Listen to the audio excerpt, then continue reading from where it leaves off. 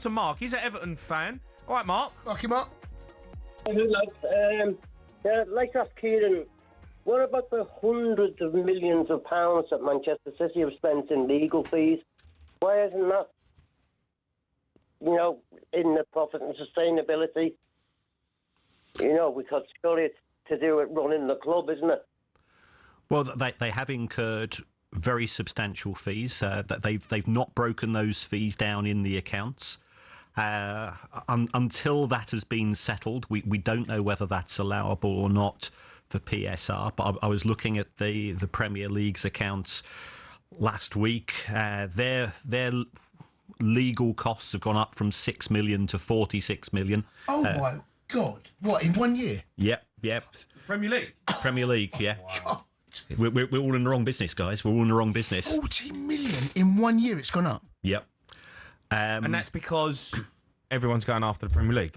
Well, you've got the Premier League they had the dispute, Mark, with your own club Everton, with Forest, with Leicester, and the Manchester City one is going to be the big one, and the repercussions for that we don't know because. There's just been a settlement between Everton and Leeds where I think Everton have given a financial settlement because when there was a breach of the PSR rules a couple of seasons ago, Leeds finished below Everton and you get £3 million per place. So Leeds said, well, hold on, if the points deduction, it's not a relegation issue, but if the points deduction had taken place last season, we'd got an extra £3 million. So they agreed to settle that. If that then applies to Manchester City, you're going to have clubs going back for a period of 9 years. I think there's 29 potential clubs that could claim that, well, if Manchester City had been allowed to spend less money because of PSR in those seasons, we would have won the Premier League, we would have qualified for the Champions League, and it will open up a legal minefield that we've never seen like the likes of before. Wow. So look, what is the situation with Manchester City right now? Has it all been settled? It's all gone away? No. The Commission finished its hearing last December, so we are now 10, 11 months into settlement since then, and there are effectively, we talk about 115 charges. There's three things.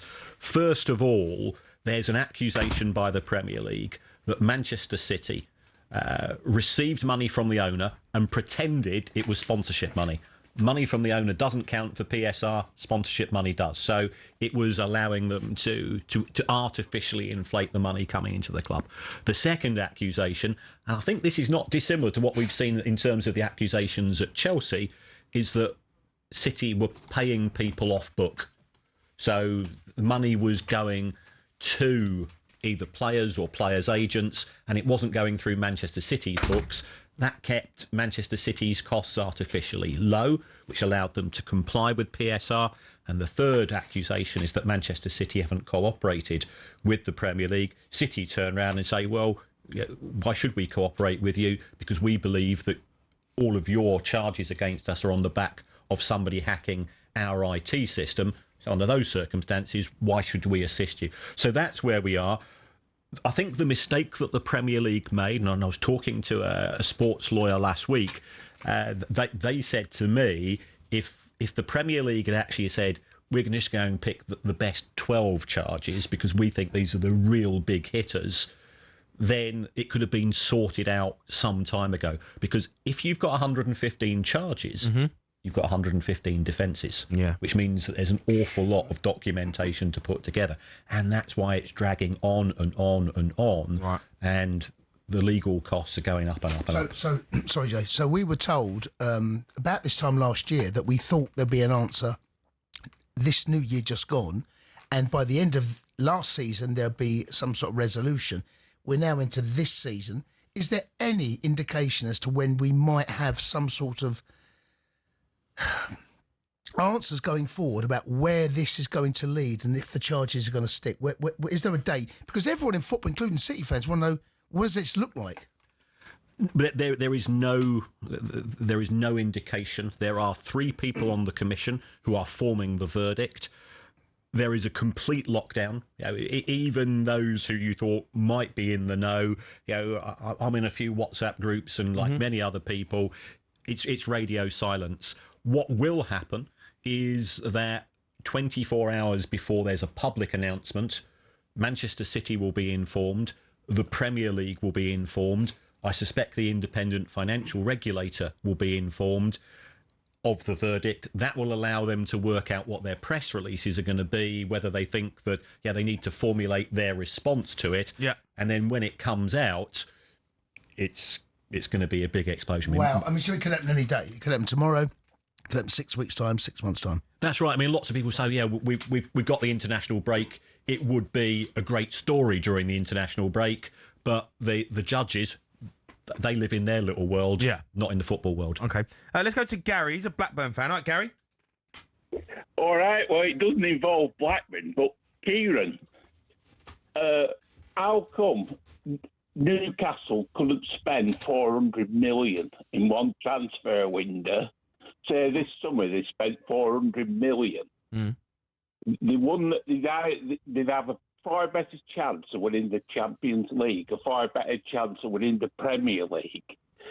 What was the deduction in points that Everton and Forest got?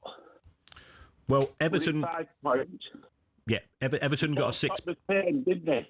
So you're saying just take the You're saying just take the punishment, spend the money, take the punishment. Well, they've brought the same rule, haven't they? It doesn't matter how much you go over it. That's what the big thing is. So Newcastle just spent 400 million. Say they won the Champions League. They aren't going to get kicked out of the Champions League because they won it, haven't they?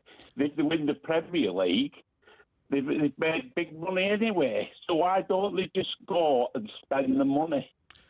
Well, first of all, if you do spend the money, there's no guarantees. If you look at the record of £100 million plus signings, you think about Barcelona, they spent 400 million on Coutinho, on Dembele and Griezmann, and all three of those flopped at those clubs. Yeah. So and then you're left with the worst of both worlds. You get the points deductions, and you don't get the glory of winning the trophies. In terms of Everton and Forest, Everton got a 6 points deduction because they lost more money than Forest.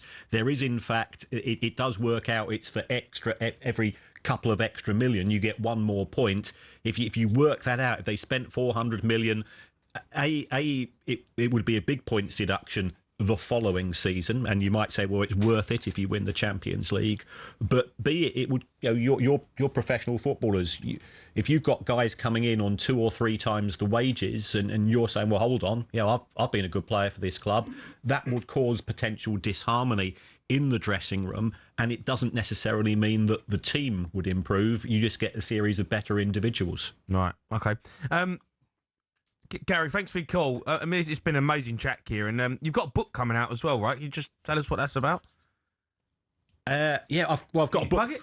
I've got a book called The Price of Football. Oh, it's out. Yeah, it's been out. I think I'm supposed to be writing the 3rd edition. All right, then. But I spend so much time doing telly and radio that I'm very slow. And I've also written a book with comedian Kevin Day, who's here on talkSPORT Palace on a fan, right? Yeah. It's a Brighton Palace fan. We don't get on particularly well, Right, but okay. it's about how we take a football club from park football through to the Premier League and all of the aggravation that goes through. So he's the romantic, and I'm the boring guy that says you can't do that now, Kevin. Okay. Kieran, you're an absolute star, mate. I appreciate you coming in. Absolutely different class. Thank you, Kieran. Loved it. The Sports Bar with Jamie O'Hara and Jason Cundy. Monday to Thursday nights from 10 on AM, on DAB, via the talkSPORT app and on your smart speaker. talkSPORT.